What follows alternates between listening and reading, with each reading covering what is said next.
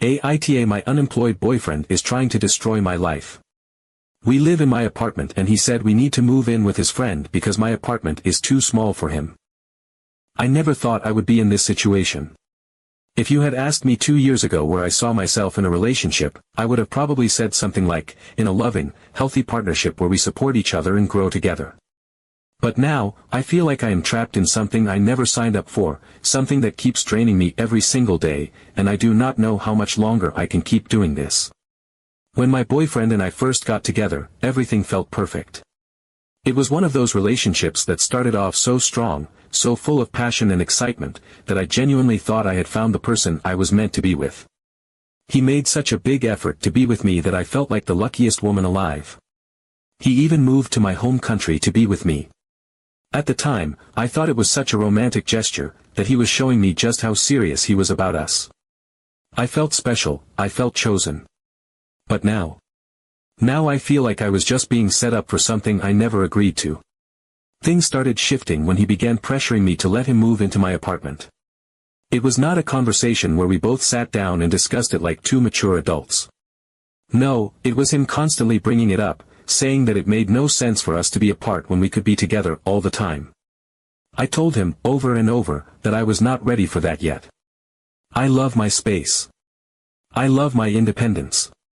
I work long, exhausting hours, sometimes 50 to 60 hours a week, and when I come home, I need peace. I need time to recharge. But he did not care.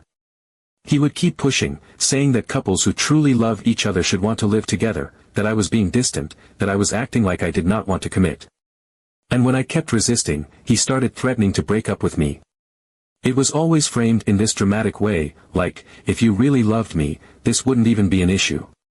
Maybe we just are not right for each other if you do not want to take the next step. At that point, I was already emotionally exhausted from having the same argument over and over again, so I gave in. I told myself that maybe I was being too rigid, maybe I needed to compromise. I let him move in. And that is when everything really started falling apart. For the past year, he has been unemployed. He always talks about getting a job. He tells me his plans, his ideas, how he just needs to find something he is passionate about. But he never follows through. He sits around all day while I go to work, and when I come home, the apartment is exactly the way I left it, sometimes even worse. Dishes in the sink, laundry piling up, things out of place.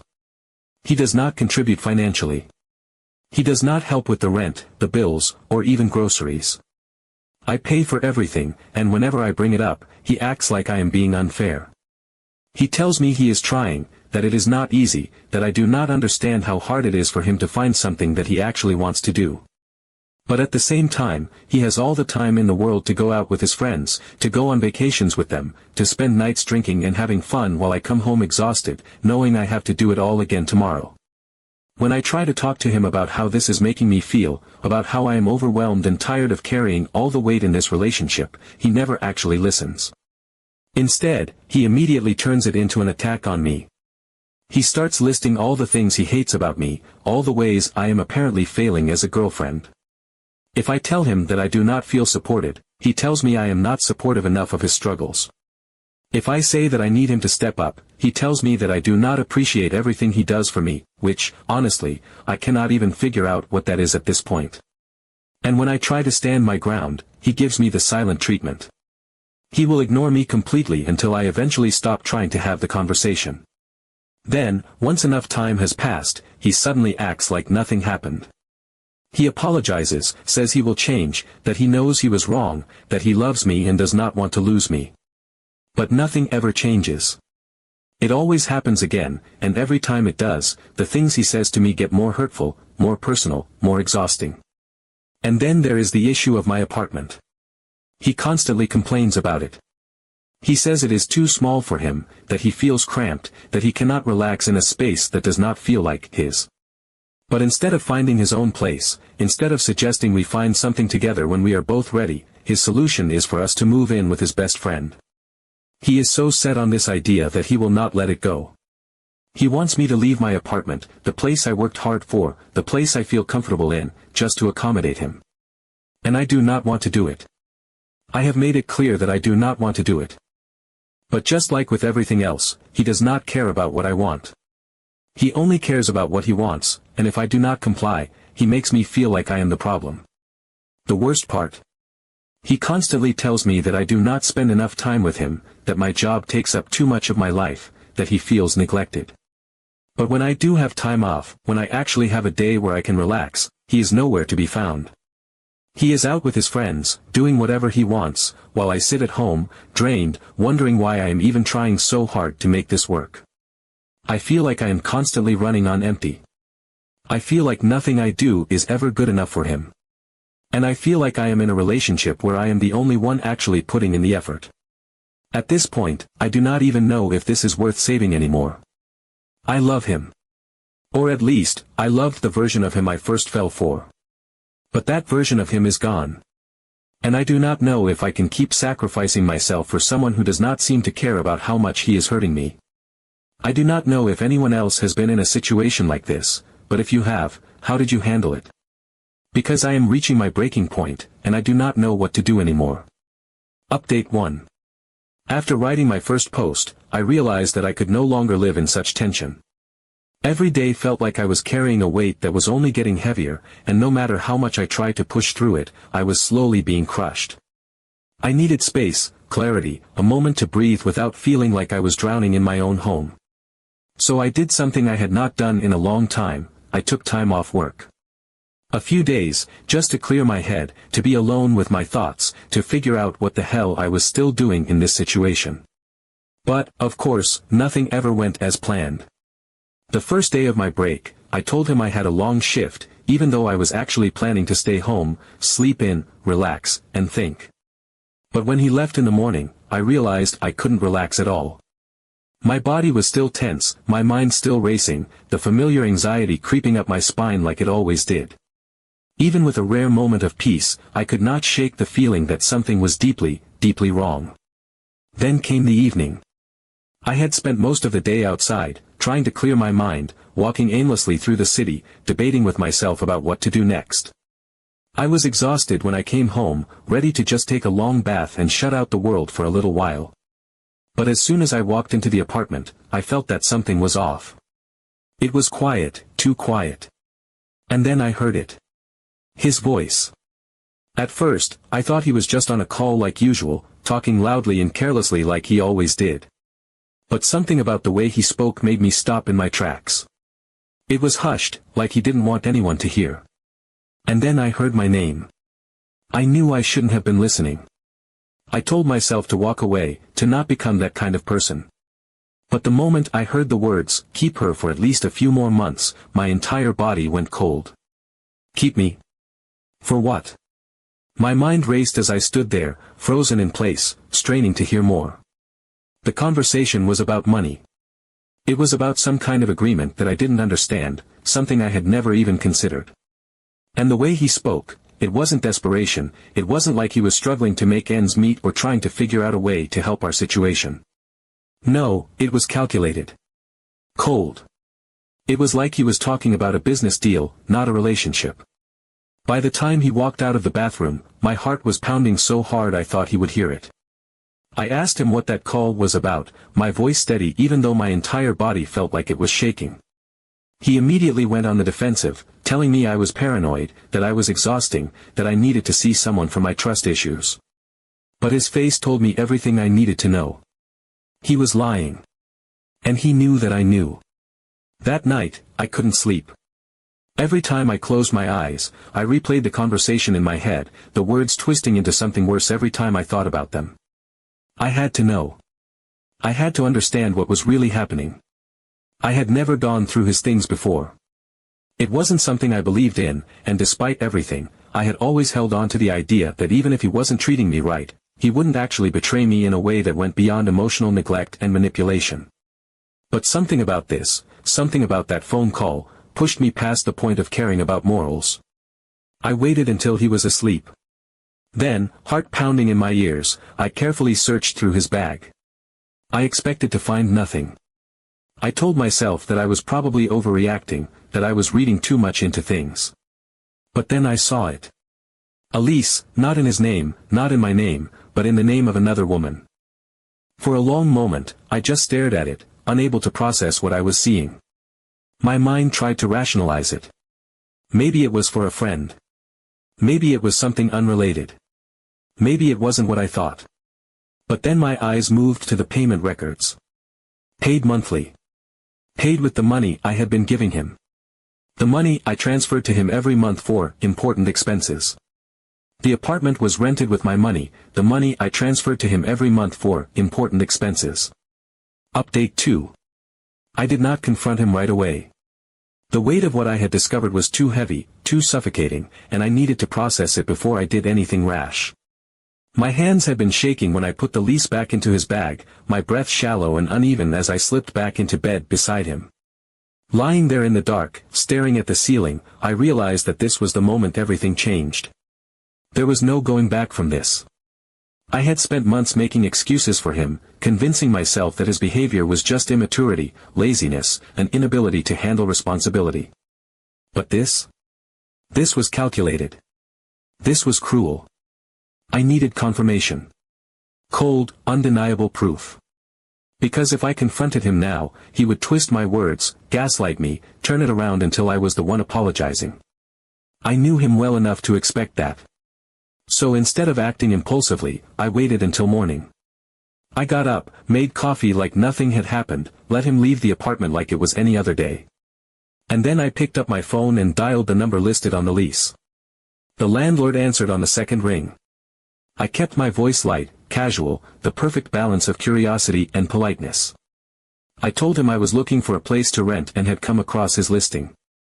I asked if it was still available, if he could tell me about the living conditions, the area, the pricing. He was friendly, open, willing to share details. And then he told me that the apartment had already been rented. That a woman had signed the lease and had been living there for a while.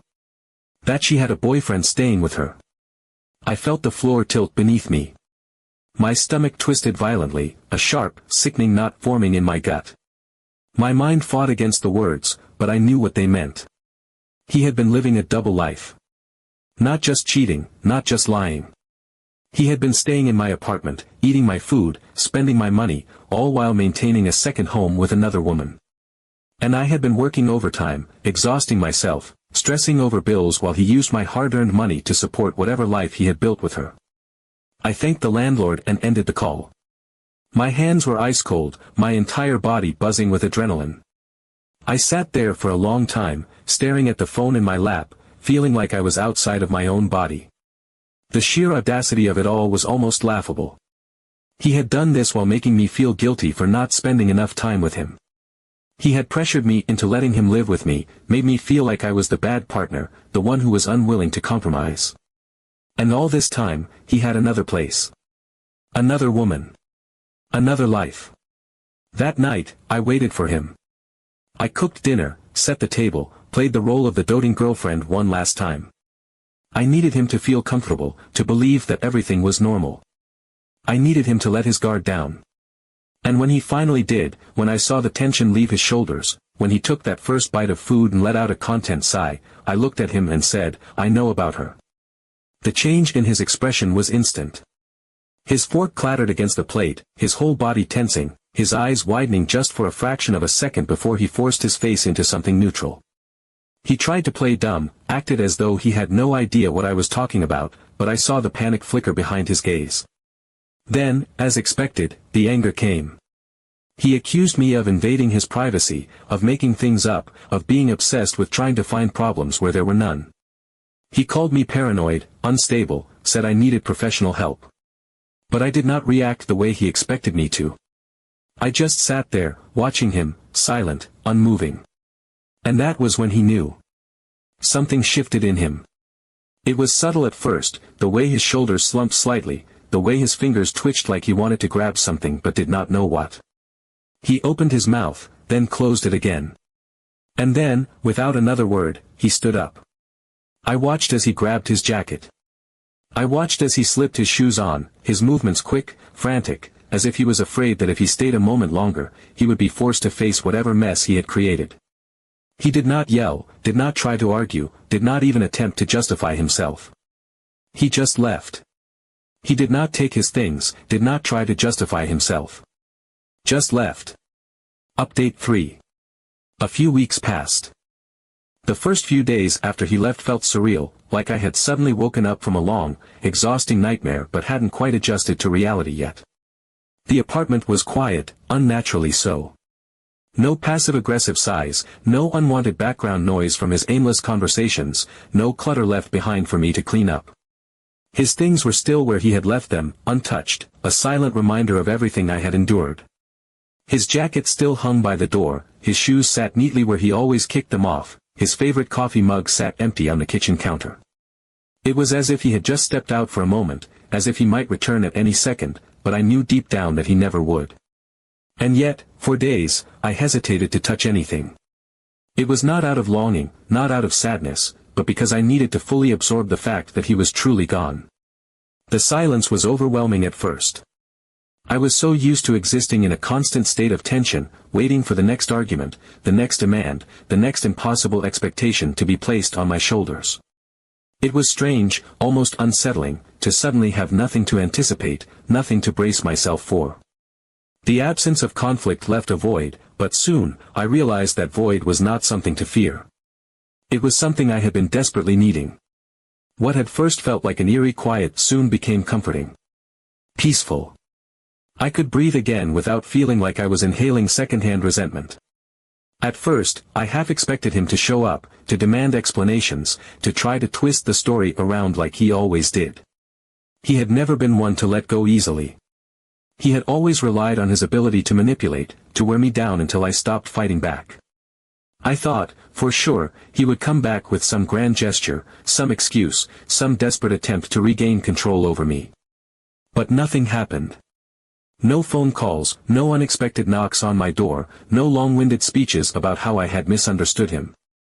He simply vanished, and for a while, I did not know whether that made it easier or harder. I spent those weeks rebuilding the life I had almost lost.